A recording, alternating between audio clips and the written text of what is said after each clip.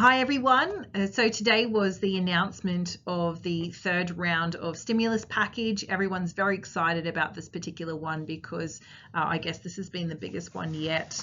So we're talking about a total of, I think it was $130 billion under this particular plan. So it's literally going to make a difference to thousands of people. But everybody already, our phones have lit up, our emails have lit up, and everybody wants to know more information about this, rightfully so, because it's going to be a big game changer for a lot of people. So we wanted to come to you with the initial information that's been announced, but certainly there's still more information to come. So some initial information, and as we hear more, we'll certainly keep in touch with you guys and continue to provide some updates. Overview of what we'll be going through. So the overview of what the job seeker payment is, information that we're still waiting on, so things that we still need to confirm, frequently asked questions. I haven't really categorized this in any particular order. I've kind of just rattled off all the key things that I know people are already asking questions about. So we'll run through those and how we at Hannan's 360 can help you. So let's get into. Okay, so the overview, it's $1,500 a fortnight per employee. So that's the amount that they are providing. It's a subsidy for full and part-time workers, sole traders, so those who are working under an ABN, as well as casuals. But the condition with the casuals is that they need to have provided at least a year's worth of service or more, so at least a year.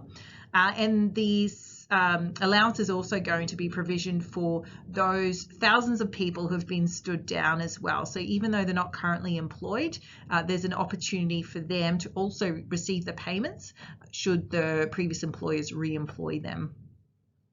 Okay, and the other thing that we need to consider here is it's for businesses. Turnover must fall at least 30% to qualify. Okay, so there needs to businesses need to show that they've been affected by COVID-19 and that the sales have decreased. So this isn't just for everybody, those who are continuing to thrive through this environment.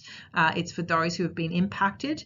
So that 30% is for small businesses with turnover less than 1 billion, and for those businesses with more than $1 billion turnover, then it's 50%. So if you're an employee as part of a very large organization and you've lost your job, then potentially you're going to be able to qualify for this allowance.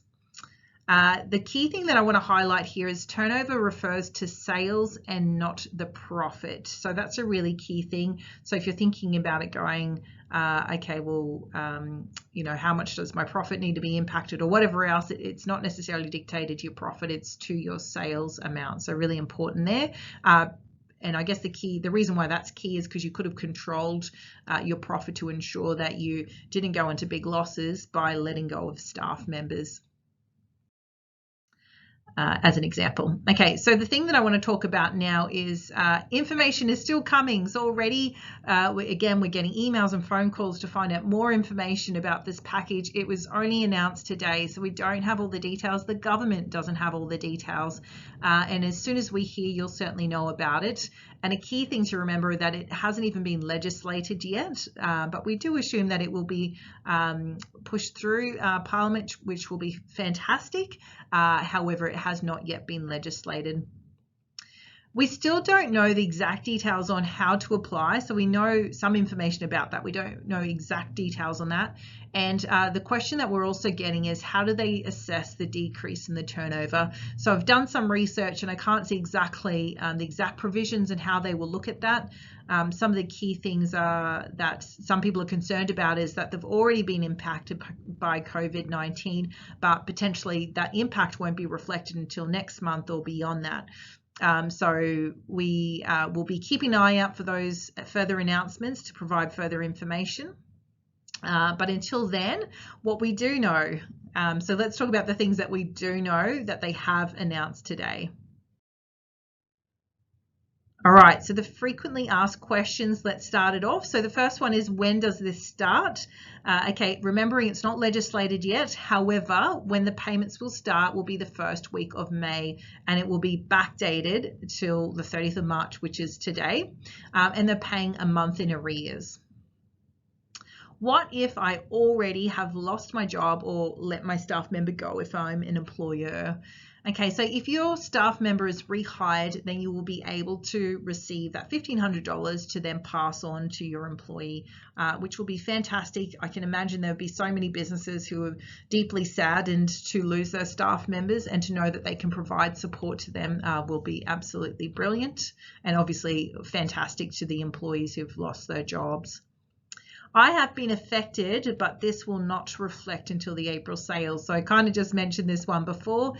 The answer to this is I'm not sure. I haven't been able to see any information or further details on exactly how they will assess the decrease in the sales, what period they'll be looking for.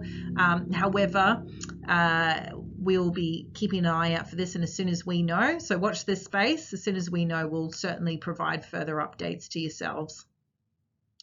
What about New Zealand workers? So New Zealand workers are eligible to attract the wage subsidy, which is really good, this JobKeeper allowance, but not all foreigners here on a temporary visa will be able to receive that, unfortunately. What if my wages are more than $1,500 a fortnight? So you will still only receive up to the $1,500 or more if your employer is required to or in a position to pay. So I guess the key thing there is if you've lost your job, even if you are on more than $1,500, if your employer is not in a position to re-employ you at that salary that you once were on, then potentially you will still only receive up to that $1,500 amount. What if my wages are less than $1,500 a fortnight? Well, the good news is that you'll receive a pay rise, which is pretty exciting for those who are applicable, and employers will not be able to keep the funds. So for those employers thinking that there might be a little bit of a reprieve there, that they might receive the subsidy and be able to keep the surplus, unfortunately you will be required to forward the full amount to the employee. How will it be paid? Mentioned this just before, so it will be paid in arrears to your employers, and the first payment will be made on the first week of May. The exact details of how it's going to be executed, I assume that we'll be providing bank details as part of the online registration process, and then from there they'll forward the payment similar to how they would do with the paid parental leave, and then the employer will then be required to on-forward those payments to the respective employees. Again, the exact details, and no doubt the software and systems haven't been set up yet because it's only been recently announced. However, they've got the next month to go about setting that up. These wonderful benefits that have been provided, especially for someone like myself working with many individuals and businesses and seeing firsthand how people are being impacted.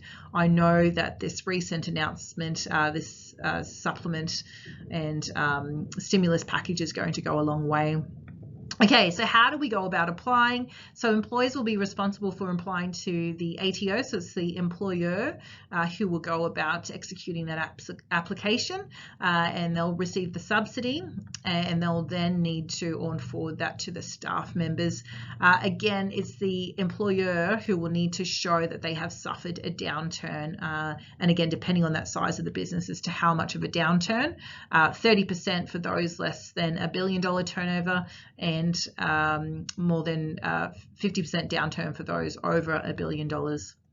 Employers will be required to report monthly on how many employees are being supported by the scheme. So one could imagine this isn't, the ATO wants to make sure that the appropriate persons receive the funds. This isn't just for everyone to get a bit of a booster. And so it's really important that the employees then report back to ensure that they're appropriating the funds accordingly for its design purpose. What if my employee is now on Centrelink? So for those who had already been retrenched or made redundant and had lost their jobs as a result of COVID-19, they will be able to receive this amount, and they will simply need to inform Centrelink, as this will no doubt affect their payments. What about paying super? Okay, so if the employee was stood down, the employer will be required to pay the minimum of $1,500 a fortnight. Paying the superannuation guarantee, so that's the compulsory amount, so normally that's the 9.5%. This will actually be up to the employer's discretion as to whether or not they pay. So I guess and the reason for that is because if the employer is going through hard times and they're not being subsidised for that superannuation, that 9.5%, the ATO is not forcing them to pay that, and it will be up to them, which I think will be interesting in terms of administrating on the payroll system. So I'm not sure if the likes of Xero or MYOB and QuickBooks will be updating the software to be able to reflect that. So already I can see that there's going to be some administration considerations that people will need to look at. FAQs, so more FAQs. What if my staff member is still employed and earning more? So you will be able to continue paying a staff member per usual and utilize the funds to help subsidize the wages. So again, if you're an employee, that's going to apply for you in the receiving end. And you will need to consider, you need to continue paying super per usual. Okay, so if you've been able to maintain your employees, which is fantastic, you'll be able to use that subsidy to help to continue to employ that person, and you just need to ensure that you continue to pay the superannuation as per usual. What is there if no work? What if there is no? Sorry, there's a typo there.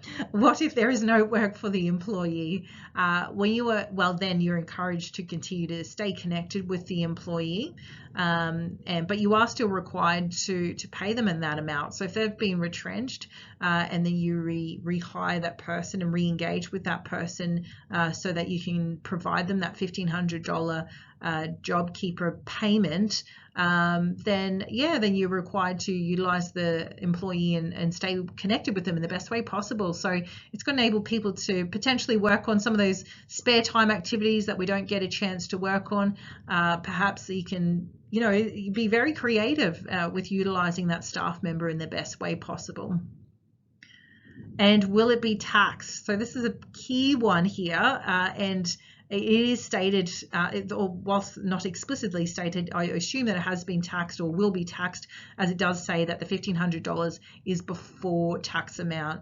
So the tax amount is going to vary depending on individual circumstances, but quickly running through a tax calculator, assuming you don't have any HECS or any other adjustments required, it's looking to be $1,308 per fortnight, based on standard tax rates with $192 tax withheld. So this is a key thing here. You're not necessarily going to get the $1,500 straight in the hand. It will be taxed, and so you can anticipate that you'll receive that slightly reduced amount. If you've got HECS debt or any other variations or adjustments, then there's a good chance that tax withheld amount will vary. Okay, guys, so that's it. Again, as you know, we don't have all the information, but I wanted to provide you an update with what we do know. Hopefully that's of help to you, whether you're an employer or an employee, and please feel free to share this video with anybody that you do know. Anything that we can do to help people. I know that this is going to help those who are emotionally stressing and financially, those who are under financial stress. I chatted with a client just a moment ago, and she had said that already she can breathe a little bit easier hearing this. Another client who was frantic, looking for answers, is just feeling a little bit more peace of mind knowing that there's additional support and help that's coming. So please feel free to share this video and this link as well. What can we do at Hannan's 360? Well, we'll continue to work closely with our clients to provide details as they come through. As soon as we know exactly how you go about claiming, or how you become eligible, or exactly what the criteria is, we'll certainly provide any updates. ensure that you're receiving the maximum entitlement as well. So please watch this space. Please subscribe so you do receive these regular updates. And before I close off, again, I just want to thank everybody who's been showing so much gratitude for all the video updates that we've been providing. We well and truly, it helps us to continue doing what we're doing. We've got staff members who are working really big hours under a lot of pressure to stay up to date with everything that we've got going on, under a lot of pressure to help our clients and be there for emotional support as well. So it's certainly, your appreciation goes a long way, guys. We'll continue to keep you updated. Until then, please stay safe. Please continue to self-isolate. That's obviously so critical. Our government is working really hard to keep our economy going, as they continue to say this is a health risk as well as a wealth risk, and we need to be able to ensure that we respect those rules and we honor those rules, because this is how we're going to get out of this in the best way possible. We want to continue for the economy to continue to move along. So please stay safe, respect the rules, and I know we're all in this together and we'll get through it together. So thanks, guys.